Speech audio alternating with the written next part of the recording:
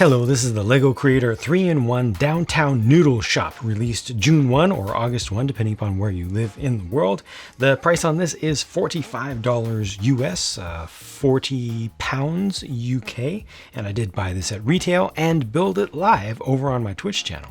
This set comes with 2 minifigures, and with the main build you have 2 side builds as well. We'll look at those in detail later, as well as a quick look at the alternate builds, the 2 official alternate builds. First, I want you to see the overall size and shape of this. It fits within a 16 by 16 square, very compatible with other small Creator 3-in-1 buildings that they've done in the past, and it also uses the Technic pin system for connecting to other similar buildings that they've done before, as well as some of the side builds from other themes, such as Monkey Kid, famously.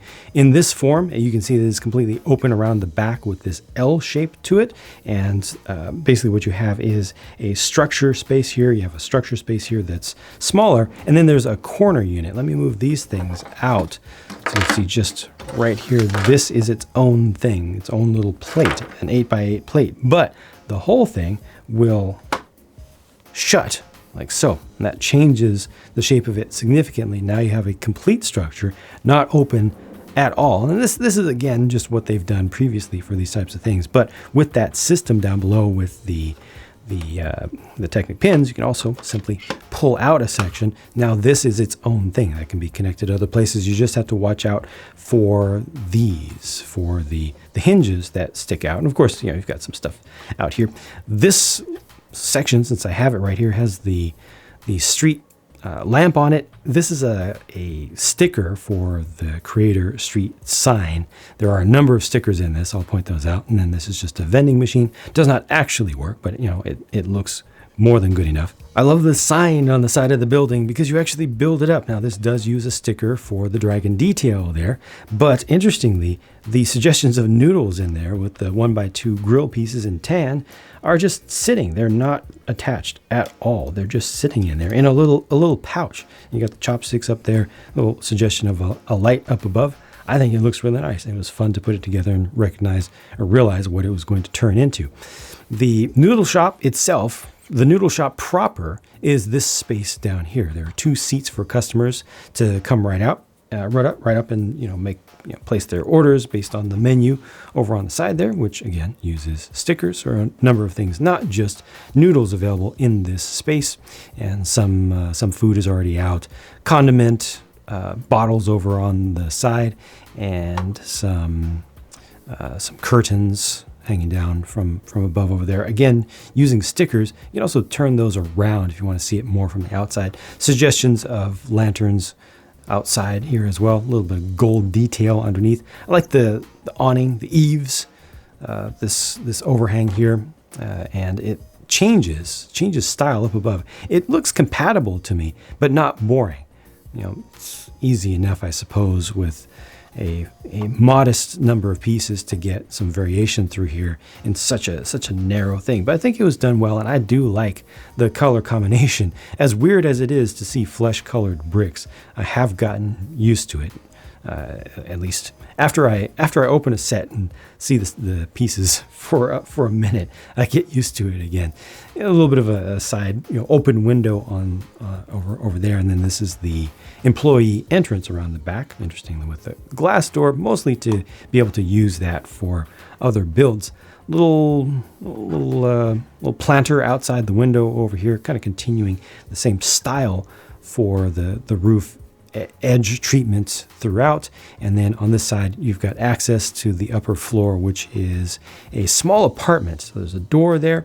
When that opens up, you're going to be looking at a living room. So I can actually open this right up and see inside there. What a minifigure would be seeing is this space with a radio on a table in the back. There's a small rug down below.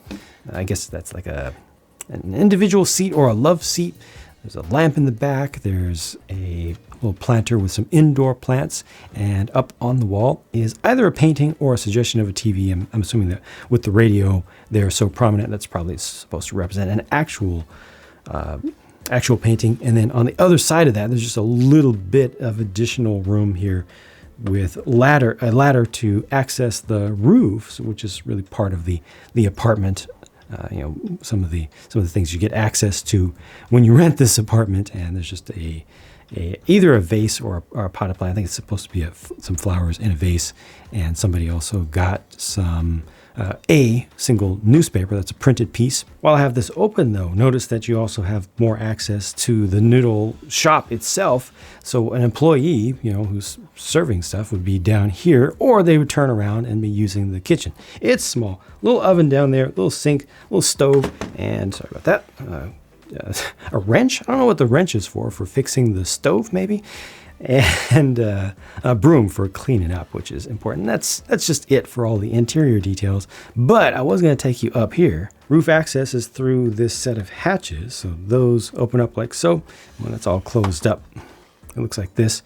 Not a whole lot of room to walk there, but at least they did leave you some space to have a figure or two standing around here and tending to this small tree, which could be a little bit of a monkey kid / Monkey King reference. And then there's a small bird on the ledge there, and this is for getting reception for a TV, but there isn't a TV. Well, maybe that is supposed to represent a TV then. The print that I was calling most likely a painting. Well, you decide. The big side build is an excellent human-powered tricycle ice cream cart with 4 flavors down below, and also 2 soft serve nozzles there. Again, this is a sticker for decoration that is specialized for this set, but then this is not a specialized register piece or small pin pad piece. So that's a print, and it's common to a number of city sets and such. This is a nice build up here to show you the different colors of scoops. It looks like this is able to fold back, and technically it does. So this can move out of the way, but what good is that going to do? None. This technically can also be lifted up, but what good does that do? None. It's just part of the techniques that were used to hide some pieces in here that were going to be used, or to hold some pieces that were going to be used for other things, for other builds.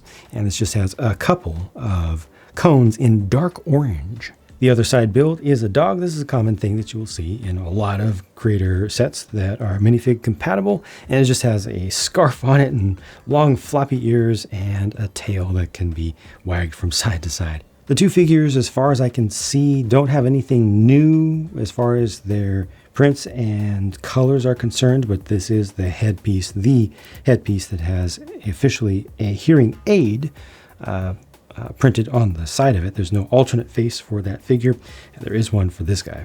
These are the parts left over when you do the main build, and this is what the sticker sheet looked like. Looking at alternate builds, these are pictures on lego.com. This is the B model, which gives you a bike shop down below, and then a newsstand on the left, and a very, very small apartment up top. I appreciate that this does use a lot of the full regular bricks in this, a lot of the normal rectangular wall pieces, and the newsstand little spot, it's probably my favorite part of it. It just looks right with the use of this window with the shutters in there and the little stand off to the side. I like the integration of the stairs going up to a small landing and then turning to go up to a small mezzanine here, which is where the door is for the small apartment. There's another angle to look at as well. You got the small brick built sign, brick plate and other stuff built sign. And down below, we don't have a full bike for the bike shop, but you do get the frame and enough to turn this into something complete. So looking at the next frame here, the next slide, if you will, is a completed version of the, basically he's putting this back together, doing some maintenance on it, putting it back together. I think that's the suggestion of a vise on the side there. And yeah, I think this has a respectable amount of detail for a B model. Don't have a view from around the other side, but there's not a whole lot going on in here. It looks like they've suggested that that's a TV, and there's also a lamp inside and a small table with a bowl on it. And then up top, there's just kind of a lounge area. Instead of making a dog, you make just the smallest bird, which is something that's common to a lot of the creator builds. And then the C model, the smallest, simplest one, is this arcade. This is fun. This does give you a dog build, a different one. Good amount of foliage on the outside. Open Open design and a number of arcade cabinets. So a small one over here. This is actually, I believe, intended in the center to represent a claw machine.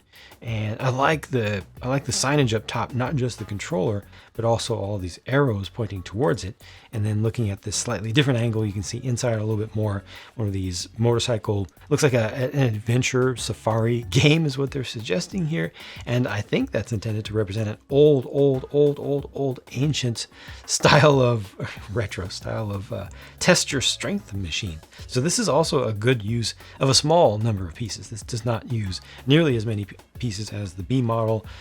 I would estimate this uses about half of the pieces in the set, maybe a little bit more than that. But even that is a pretty good use. $45 is not an insignificant amount of money, but the good news here is that the thing itself is good.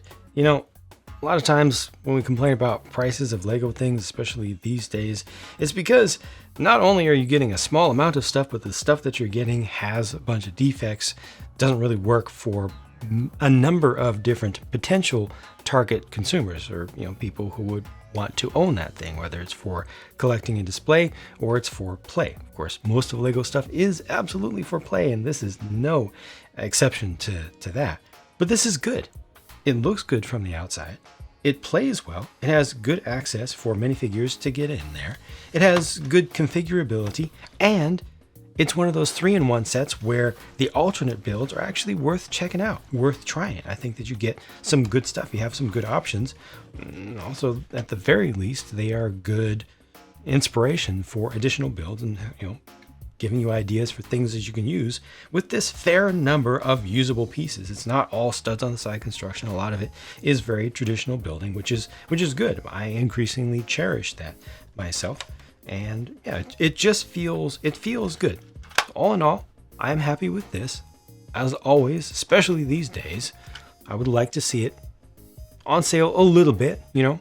Some discount would definitely help take it from a very good to an absolutely excellent rating, if you will. Not that I do absolute ratings like that, but yeah, generally good stuff, and I'm happy with it. Thank you for watching, and I will talk to you again very soon.